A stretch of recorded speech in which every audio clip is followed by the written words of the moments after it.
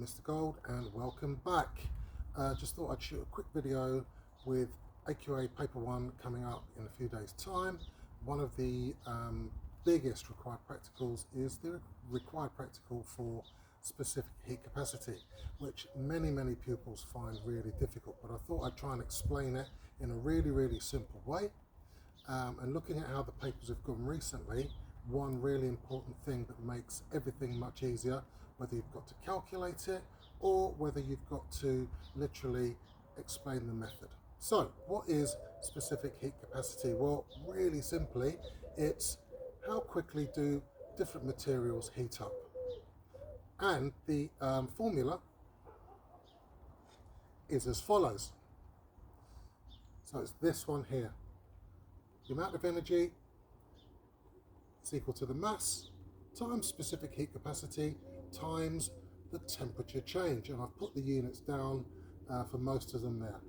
Now, if we rearrange that, and I'll talk about rearranging formulas another time, we get this.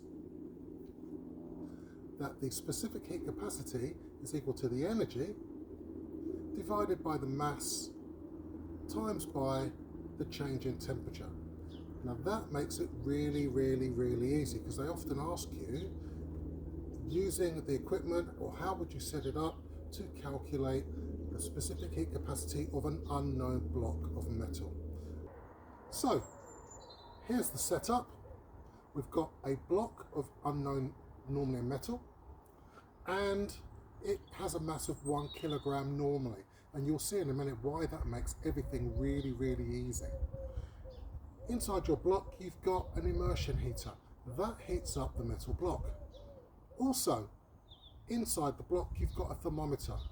Now that's obviously going to measure temperature, and all you've got to do is measure the temperature before you start heating the block up, and at the end of a certain amount of time, maybe 10 minutes, you can measure the end temperature, and that's going to give you your change in temperature.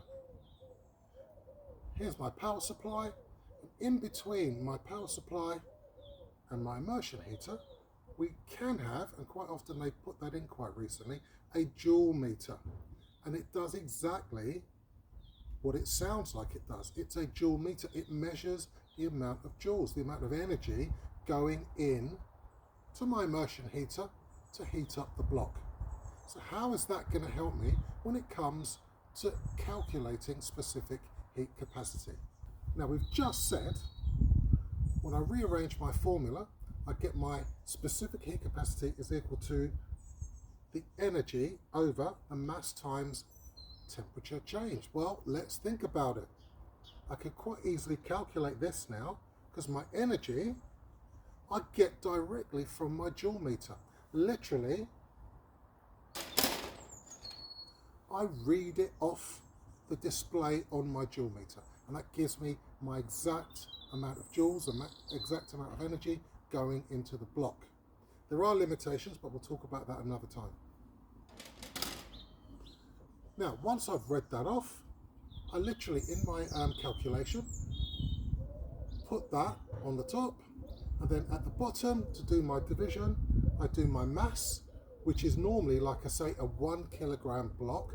So I actually can almost ignore that, because 1 times anything will be whatever's coming next.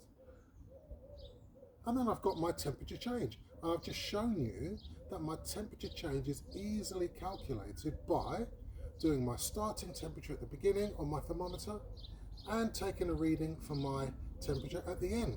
So very simply, I can get my specific heat capacity by seeing what's on my joule meter, dividing that by my temperature change. And that makes it really easy if you can just remember that simple setup. And it's normally a 6 marker, so you can probably get most of the marks.